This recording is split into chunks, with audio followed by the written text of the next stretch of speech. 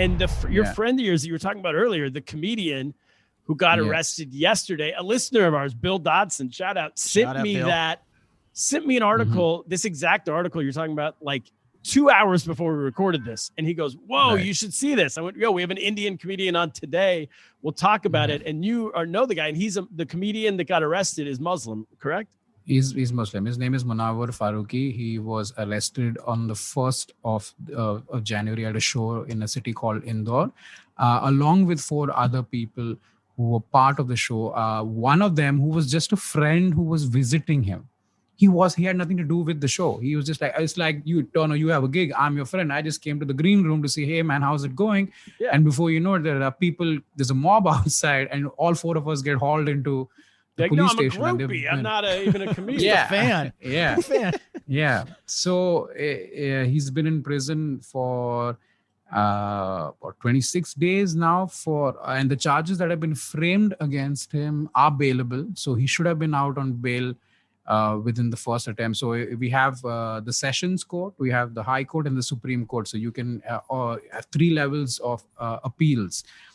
So they applied for bail in the Sessions Court. That was denied. Then it moved to the High Court, and the judge at the High Court, if you've read, I don't know if you read this, but there was a hearing a couple of days ago, and he actually said, here's the background before I get into what happened at the High Court. Here's the background of Munawar. Okay, he's a young upcoming comedian, but who just blew through. I think and he's been doing this for about 3 or 4 years, and he's really popular today. He became big on YouTube, selling out shows across the country. He's hot right now, and he got very popular because of some of his videos that had jokes about religion, but now not just a specific religion. There were jokes about Hinduism. There were jokes about him being Muslim as well.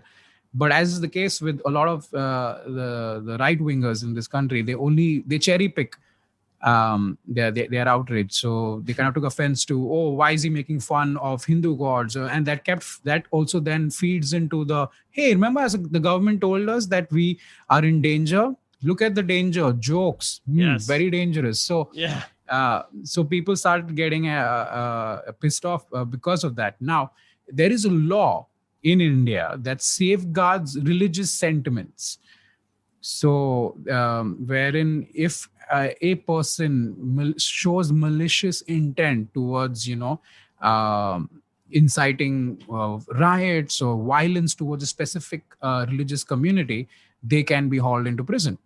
Now, I was reading up on this, and these laws were framed largely for politicians, because in case of politicians or religious figures as well, religious figures who like hate speech, basically for hate speech. Yeah.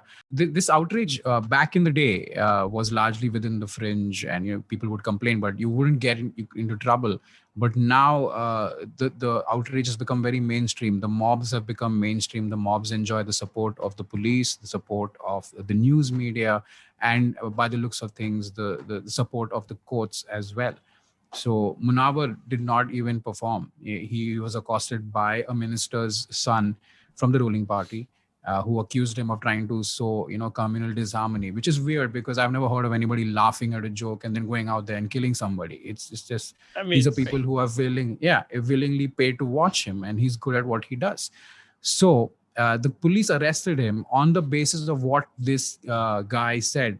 And he claimed that he overheard him rehearsing his jokes in the green room, and these jokes were about Hindu gods. Yeah, the show hadn't even... He was in the green room. He got into the green room, and he overheard. Yeah.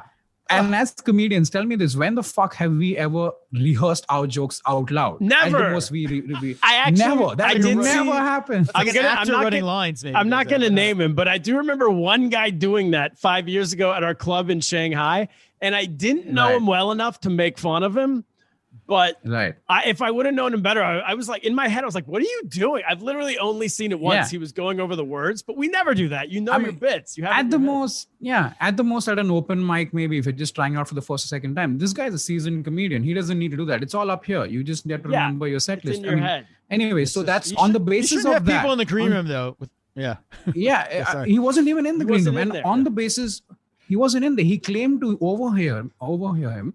And on the basis of that complaint, he has been hauled into prison. And the police have admitted there is no video proof that he insulted any Hindu gods. Yet he is still in prison. Courts have still denied bail.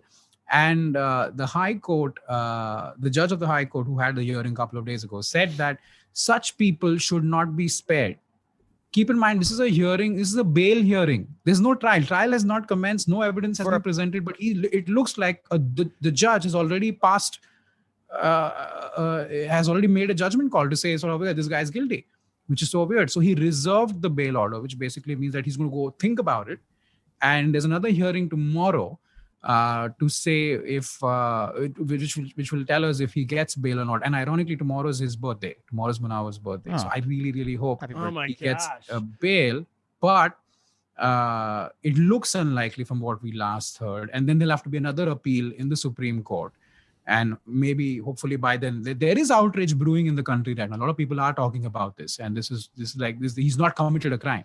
And even if he has, the law that has been used to put him in prison is a bailable law. So he should be out on bail irrespective and let the trial commence.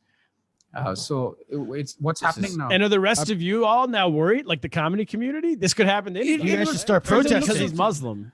If we are, I mean, yeah, ironically, we are, we should get out on the streets. But I think a lot of comedians are also scared of putting a target on their backs.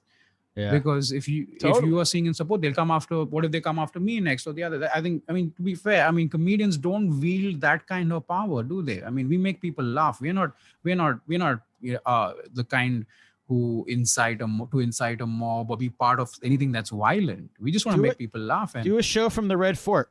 Just go down there. Yeah, at the Red Fort. Yeah. See, I'll tell you what's happening right now is the process is becoming the punishment.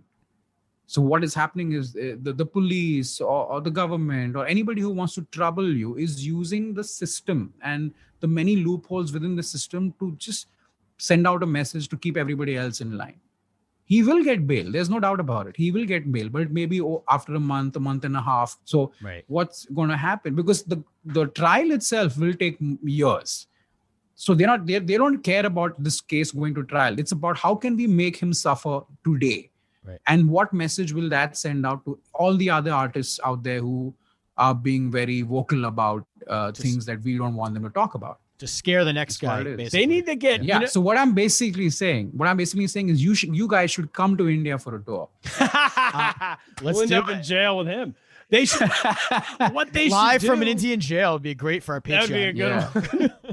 Yeah. What they should do is, you know how like if someone's like robbing places in the neighborhood, they put their picture up. Like, do not watch out. Don't serve this person. Comedy clubs should put the picture of that, like the son of the police chief or whatever. The minister. Yeah. The minister put his picture up. Be like, if this guy's enters, just don't even go on stage. But I guess your friend didn't go on stage. He stepped on the stage, and as soon as he went onto the stage, there's a video of this out there. As soon as he went on stage, he was accosted on stage by this guy, and Munawwar very politely had a brief exchange with him where he tried to explain to him that, man, he's done jokes about all sorts of topics, and there's no intent to, kind of sow communal division anyway. And it seemed like he was placated, but then he went outside, and 5 minutes later, a mob comes into the venue, storms into the venue, and then the police are there, and then he's arrested. So he basically he hasn't even performed. So he's in jail for jokes he has not told. That's crazy. At least let him tell the jokes. At least, you let him finish the set before you arrest somebody. I mean, unless I bombed before in my life. I bombed before in my life, but I've never been arrested before the show started. That seems like a tough one. Save you. That was an issue in China when Andy Curtin and I, who put us together when we were performing out there. Our club had guidelines of what you could talk about and what you couldn't talk about, and it was pretty simple what you couldn't talk about. Comedians that were visiting would say like, "Oh, well, I don't see any. Take a look around. If there's any like spies or government officials in here, I won't do it. But if the government officials aren't in here, I'm going to say what I want." And what we would have to tell them is the government official doesn't have to be in the room. It could be the son or the daughter of the government official, or the cousin, and they get offended, and then they go tell them, even casually, they could go to dinner the next night and say, oh, I saw this comedian, I didn't like what they said, and then all of a sudden the people come find you. So that's too bad. That's what's actually happening. But